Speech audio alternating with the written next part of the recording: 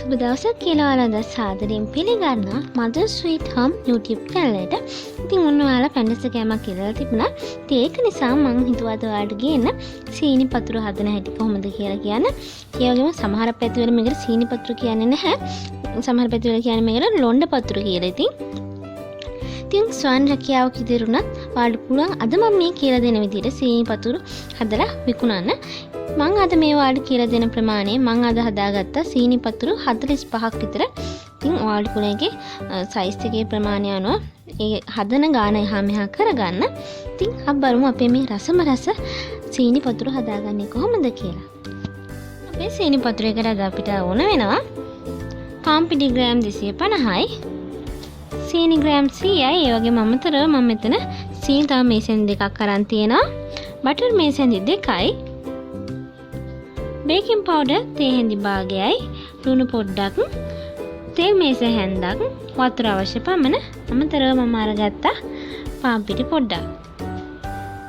භාජනයකට මේ විදිහට පාන් පිටි ටික ඔක්කොම දාලා ඒකට බේකින් පවුඩර්, ලුණු, සීනි මේස හැඳි දෙකක් දාලා මම මේ ටික හොඳින් කවලම් කරගන්නවා. ඊළඟට මම මේකට අපේ බටර් මේස හැඳි දෙකක් එකතු කරගන්නවා. ඊළඟට මම මේ ටිකත් මේ විදිහට බටර් එක මේක හොඳට අනා ගන්නවා.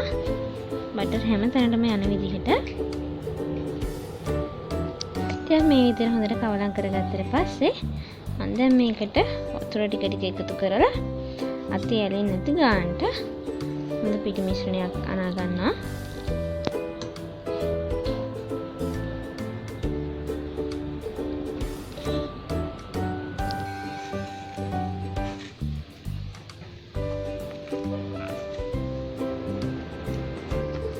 මෙන්න මේ විදිහට හතේ ඇරෙන්නේ නැති ගානට දාලා මේ විදිහට පිටිමුල දනාගත්තාම හරි.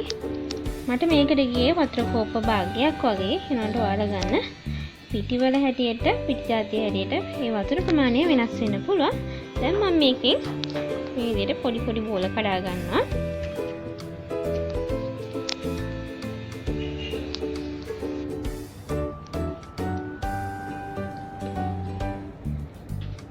මේ වගේ ටිකක් පොඩි බෝල හදා ගන්න ඕන. ඉතින් මේ විදිහට හදාගත්ත මේ බෝල ටික වහලා මම දැන් විනාඩි 45ක් විතර මේ ටික තියෙනවා. ඉතින් දැන් අපේ පිටිගුලි ටික හරි. දැන් මම මේ ටික විනාඩි 45ක් විතර තියාගත්තා. එතකොට ඔයාලට පේන්නේ නැති මේක තව ටිකක් මෘදුවට තියෙනවා. ඒ කියන්නේ සොෆ්ට් වෙලා. ඉතින් මම දැන් අපේ තෙල් මේස හැඳ මේ විදිහට භාජනයකට දාගෙන පාන් පිටි වලින් ටිකෙන් ටික මේ විදිහට එකතු කරලා මේ තෙලුයි පාන් පිටි එකතු කරලා මේක ගද්දියාරු පාපයක් වගේ පාප මිශ්‍රණයක් වගේ එකක් හදා ගන්නවා.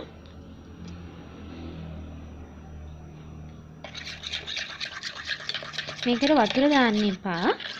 තෙලුයි පාන් පිටි විතරක් එකතු කරන්න. දැන් හරි අපේ මේ මිශ්‍රණය. ඊළඟට අපි මේ එක බෝලය බැගින් අරගෙන මේ වගේ රෝලින් පින් එකෙන් තුනී කරගන්න ඕන.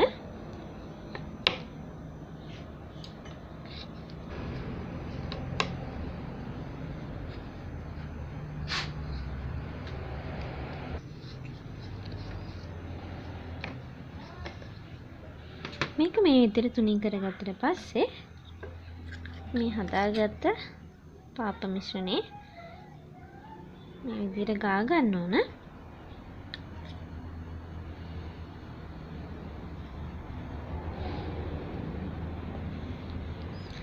ඊට පස්සේ අපි මේක මේ විදිහට නමා ගන්න ඕන. මේ විදිහට මේක නවා ගත්තට පස්සේ ඔයාලා කැමති මහතකට මේක කපා ගන්න ඕන.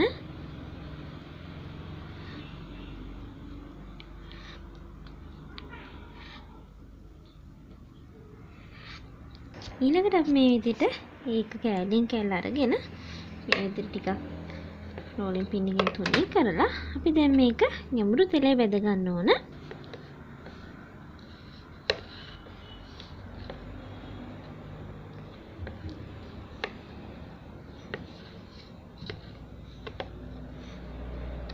ඔයාලට කැමති જાතියක තෙල් එකක් පාවිච්චි කරන්න පුළුවන්. අර අපි තෙල් ඒ වගේම පාපිටි දාලා හදාගත්ත පාප මිශ්‍රණයට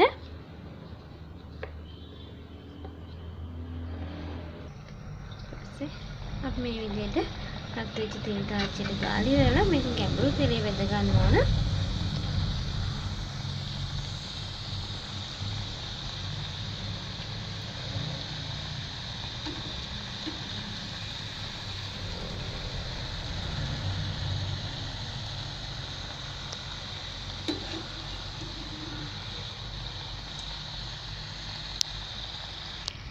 ඉතින් මේ විදිහට අපි දෙපැත්ත දාන ගමන් මේක හොඳට බෙද ගන්න ඕන. මේ විදිහට මුත් පාට වෙනකන්. ඉතින් අපි මේ විදිහට අපේ තුරු ටිකත් හදාගමු ඔක්කොම.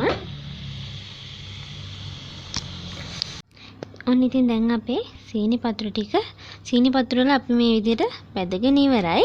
අපිට දැන් තියෙන්නේ මේකට සීනි ටික දාගන්න. ඉතින් මම දැන් භාජනයකට මේ විදිහට අපේ සීනි ග්‍රෑම් 100 දාලා ඒකට වතුර කෝප්ප භාගයත් එකතු කරගන්නවා. මම තාම ලිපපත්තු කරගත්තේ නැහැ. දැන් තමයි මම ලිපපත්තු කරගන්නේ. දැන් අපි අපේ මේ සීනි ටික දිය වෙලා පැණි පදමට එනකම් මේක උණු කරගන්න ඕන.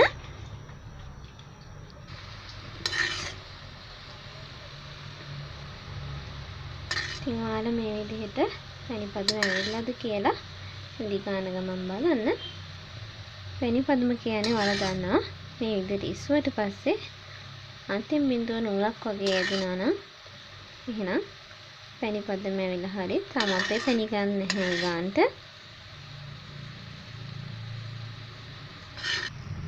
ඉතින් අපේ පැණි පදම නම් හරි. ඔයාලට පේන විදිහට මේකේ අන්තිම පැණි බිඳුව නූල වගේ වැටෙනවා. දැන් අපි මේකට අපේ හදාගත්තු මොලොක්කු ටික දාගන්න ඕන. මේ විදිහට වතුර මොලොක්කු ටික දාලා හොඳින් කවලම් කරන්න ඕන.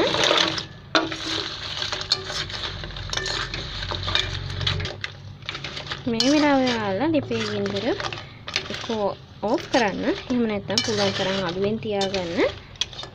ඊට මේක ලිපෙන් අයින් කරපු ගමන් අපේ මේ පැණි එක ගාඩ වෙන්න බලන. ඒකින්ද ටට්ටක් ගාලා අපි මේ රස්නේ පිටිම මේ හැම කෑල්ලකම ගෑවෙන විදිහට මේ ටික කවලම් කරගන්න ඕන.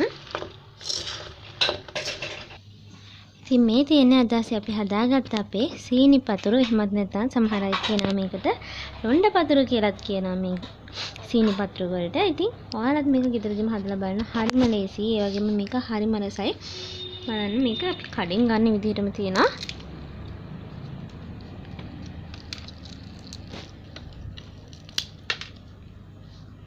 වගේම හරිම ක්‍රිස්පි.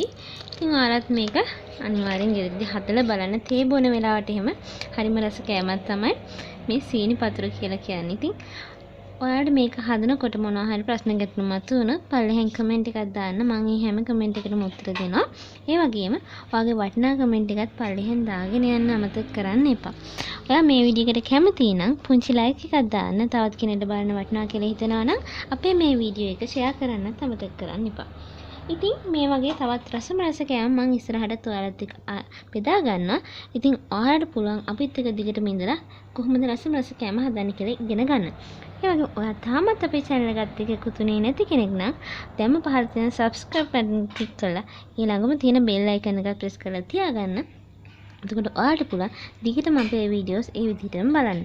ඉතින් ආයෙත් මේ වගේ රස කෑම එකක් අරගෙන මම එන්නම් ඔයාලගේ ගෙදරට. ඔයාලට සුබම සුබ දවසක්.